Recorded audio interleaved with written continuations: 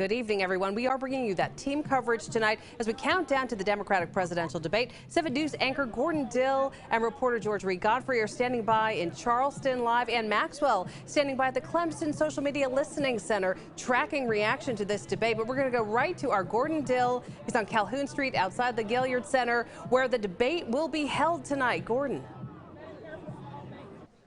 Yeah, and we've even come inside, Amy, to get a better idea of what is taking shape here as we are now less than 2 hours from what will be a very high-stakes night for the Democrats who hope to challenge Donald Trump in November. Bernie Sanders, the senator from Vermont, has taken a rather large lead in delegates, but it is early yet.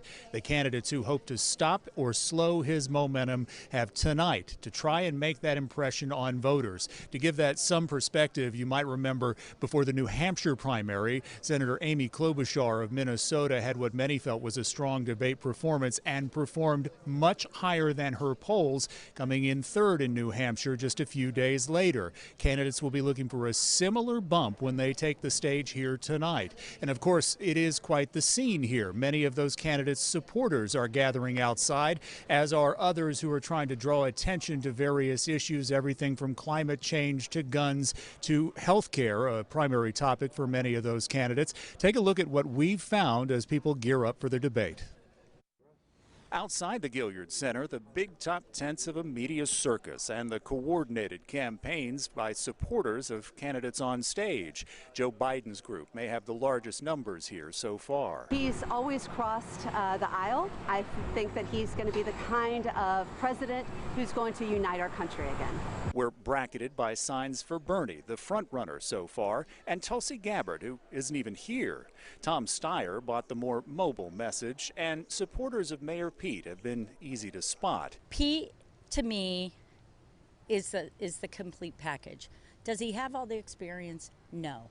Will he get the right people in the room to help him make informed, thoughtful decisions? Absolutely. This woman, a Clemson grad, is here to support Amy Klobuchar.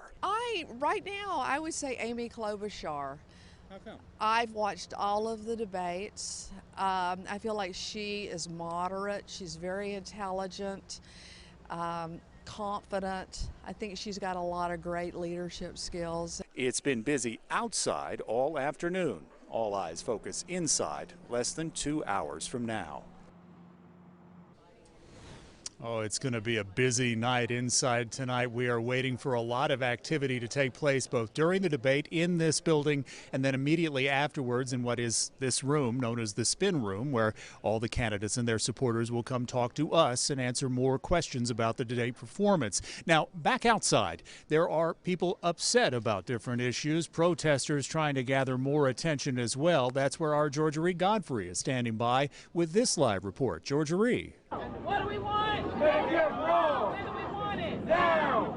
What do we want? South Carolina voters are already energized for this year's election, and the voters are also pumped up for tonight's debate because the presidential candidates are in Charleston for the last chance to win voters over before Saturday's primary. Now on tonight's stage, those presidential candidates will be asked the tough questions, especially pertaining to issues that are prevalent here in the state, like criminal justice reform and reproductive freedom. But another issue voters are anxious to hear the candidates discuss is education. In fact, a group of charter school activists were here today rallying for support for charter schools and speaking out against those candidates they say are proposing policies that would hurt those alternative education structures. People like Elizabeth Warren, Bernie Sanders have come out in opposition to charter schools. We believe that that opposition is opposing the self-determination rights of black and brown families to choose charter schools as an option for their children. Groups are also advocating for Medicare for all, and you can hear the group here behind me chanting Medicare for all, and that's what they want. As you know, healthcare has been a big issue in this series of debates. Now, groups are also out here endorsing specific candidates like former Vice President Joe Biden. Live in Charleston, George Reed Godfrey, 7 News. And of course, at 8 o'clock, thank you, Georgia Reed, that's when the debate actually begins here. We'll be joining you watching it on the big monitors here in the media room. It airs tonight 8 o'clock right here on 7 News. It'll go till about 10:15 or so when some of that spin room action will begin. If you're away from your TV, be sure and check us out live on Facebook. We'll be streaming it there as well and watching for some of your reaction there. Amy? That's right, Gordon. And this is not the last we're going to see of these candidates tonight in South Carolina. In fact, several candidates are planning to visit the upstate after the debate tonight. Pete Buttigieg has an appearance scheduled in Greenville on Thursday afternoon. He's expected to talk about health care at Nicholtown Missionary Baptist Church. Bernie Sanders will be in Spartanburg Thursday night. He's holding a rally at the USC Upstate Health Education Complex there starting at 7:30. Again, that's the Health Education Complex at USC.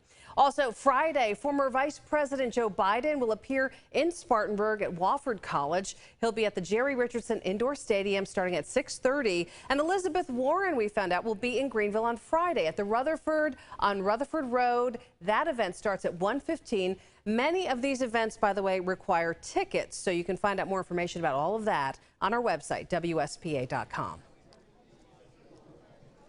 Now, one of the ways everybody can weigh in on all of that going on is online. In addition to what I mentioned, streaming on Facebook, Twitter is actually sponsoring this media center, and they're giving some sort of presentation to media members in here about journalism and Twitter. Take that for what it's worth. But monitoring Twitter for that feedback is going to be interesting tonight to see who is generating the most buzz online. That's why our Ann Maxwell is standing by in Clemson at the Social Media Listening Center tonight. Ann.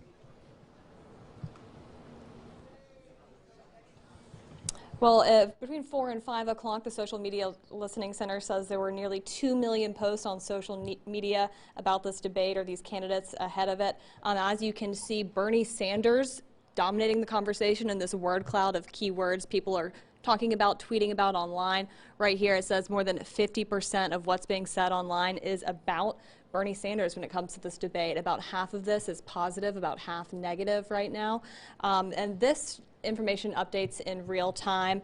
This is information from social media platforms from Facebook, Twitter, LinkedIn, Reddit, TikTok, but I'm told the dominant platform for this is Twitter.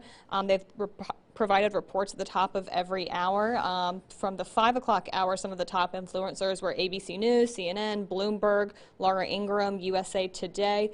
The associate director here tells me this kind of information helps them stay on top of online sentiment, which might not 100% reflect what people think in real life. We are really looking at public opinion when it comes to the statements each candidate gives, and regarding who wins the debate or who has the most share of voice and who trends. We're analyzing really what social media users on a public level are talking about when it comes to the candidates. And Bernie Sanders has said he's received a briefing from intelligence officials saying Russia is interfering to help his campaign. The associate director here tells me that this data that they have, the Social Media Listening Center, does not take into account possible activity by Russian trolls or any kind of other election interference. Reporting live in Clemson, Ann Maxwell, 7 News. Ann, thank you so much. Of course, Gordon, we'll all be watching to see that instant reaction that you see pop up on social media. It's always interesting. And of course, we'll be watching what these candidates do right there as you watch it on the screens behind you. You're absolutely right, Amy. If you love politics, liberal or conservative, Republican or Democrat, this is a big night, and this is the place to be. Once again, you can follow all of our local election headquarters, WSPA.com. You can download that 7 News app as well and follow all the information from right here live in Charleston. For now, in Charleston, we'll send it back to you. Gordon, thank you.